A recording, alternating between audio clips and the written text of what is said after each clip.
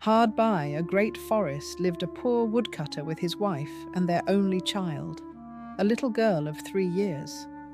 They had so little that they could not even afford daily bread, and they did not know how to provide enough food for her. One morning, the woodcutter left for work in the forest with a heavy heart. While he was busy cutting wood, a tall and beautiful woman suddenly appeared before him. Wearing a crown of shining stars, she said in a gentle voice, "I am the Virgin Mary, the mother of Jesus. I see that you are poor and in need. Bring your child to me, and I will take her in, care for her as my own, and provide for her." The woodcutter obeyed, taking his little girl to her. Mary accepted the child and carried her up to heaven, where she soon began to live happily. In heaven, the child enjoyed sweet sugar cakes and delicious milk, wore clothes made of gold, and spent her days playing with cheerful little angels.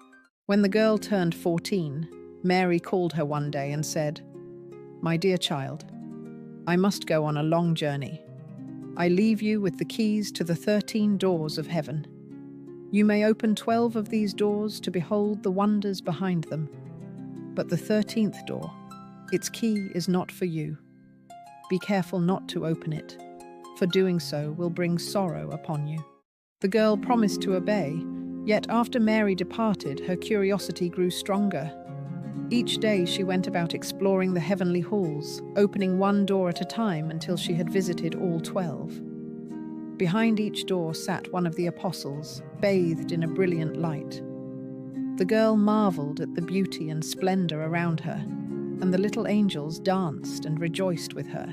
Only the forbidden door remained, and her heart was filled with an irresistible desire to know what lay hidden behind it. She whispered to the angels, "I won't fully open it or go inside, but I will unlock it just enough so we can catch a glimpse." The angels quickly replied, "No, that would be wrong. Mary has forbidden it, and it could bring you great unhappiness." Though the girl fell silent, her yearning did not fade.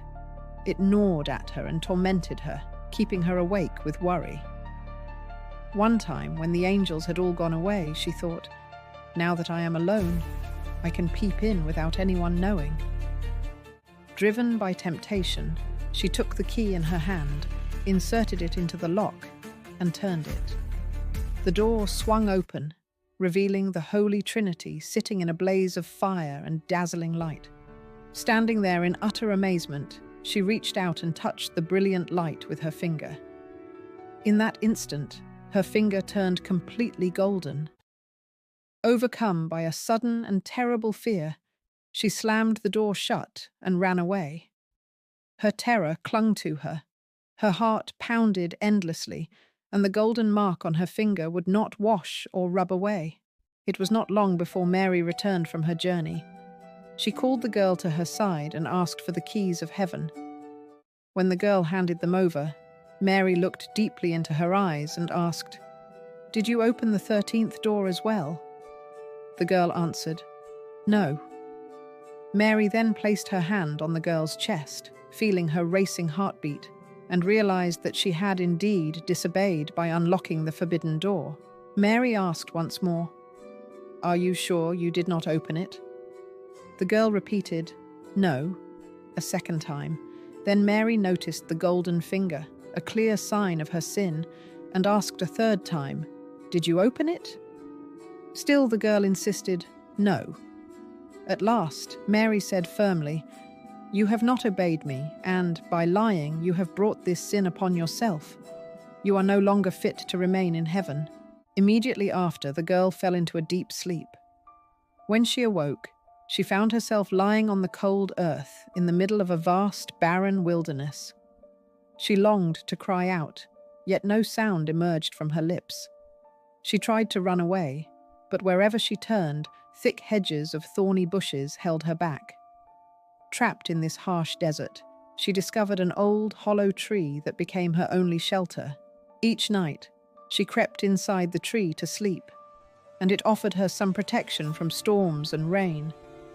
Yet her life was miserable, and she wept bitterly as she remembered the joyful days in heaven and the playful company of the angels. Surviving on meager food, she foraged for roots and wild berries wherever she could find them. In autumn, she gathered fallen nuts and leaves and carried them into her shelter. These nuts became her food during the cold winter. When snow and ice blanketed the land, she huddled among the leaves like a small, shivering animal, trying desperately to keep warm. Over time, her clothes became worn and tattered, falling apart piece by piece. When the sun finally returned and warmed the earth again, she sat outside the tree, her long hair spreading around her like a cloak. And so, year after year, she endured the pain and misery of the world. One day, as the trees were dressed once more in fresh green leaves, the king of the country was out hunting in the forest. Chasing a fleet-footed deer, he followed it into a dense thicket. Dismounting his horse, he pushed aside the bushes with his sword until he cleared a path. There he discovered a wonderfully beautiful maiden sitting quietly under the old tree, completely covered by her long hair that fell to her very feet. Surprised and captivated, he asked, "Who are you? Why do you sit here in this lonely wilderness?" The maiden could not speak, so she offered no answer. The king then said, "Will you come with me to my castle?" With a small nod, she silently agreed. The king gently lifted her into his arms, carried her onto his horse, and rode back to his castle. Once there, he had her dressed in fine garments and provided her with every comfort. Even though she remained silent, her beauty and gentle nature touched his heart deeply, and it was not long before he married her. After about a year, the queen gave birth to a son.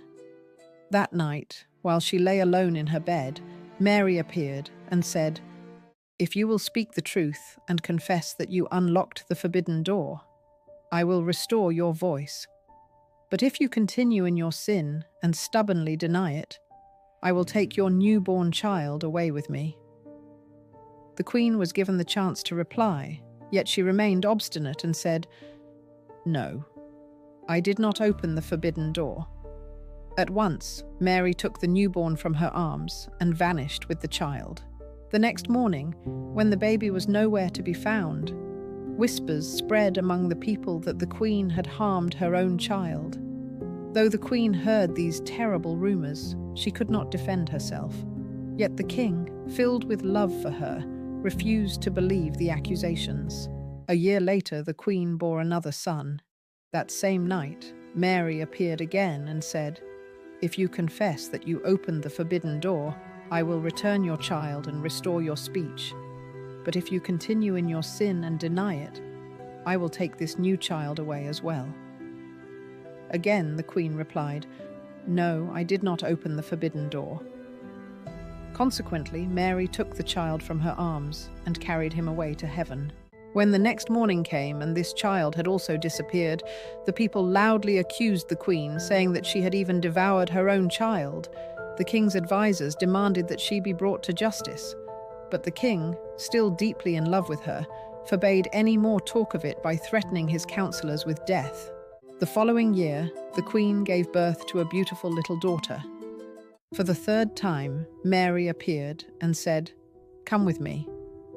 Mary took the queen by the hand and led her to heaven, where she saw her two eldest children smiling and playing with what seemed like the whole world as a ball.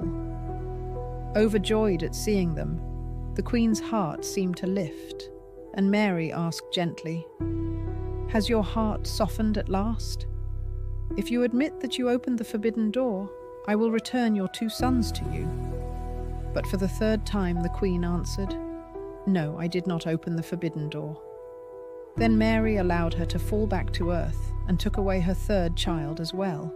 The next morning, when word of these great losses spread far and wide, the people cried out in anger, "The queen is a killer! She must be punished!" The king could no longer hold back his advisors, and a trial was quickly arranged. Since the queen could not speak or defend herself, she was condemned to be burned at the stake. They gathered wood, And when she was tightly bound to the stake and the flames began to surround her, something in her hardened heart melted. Overwhelmed by remorse, she thought, "If only I could confess before I die that I opened the forbidden door." Suddenly her voice returned, and with a cry she said, "Yes, Mary, I did it." In that very moment, rain fell from the sky, extinguishing the raging fire, and a bright light shone above her. The Virgin Mary then descended from the heavens, accompanied by the two little sons, and holding the newborn daughter in her arms. In a kind and gentle tone, Mary spoke to her. "Anyone who repents and admits their sin is forgiven." With those words, she returned all three children to the Queen, restored her voice, and granted her a life filled with happiness.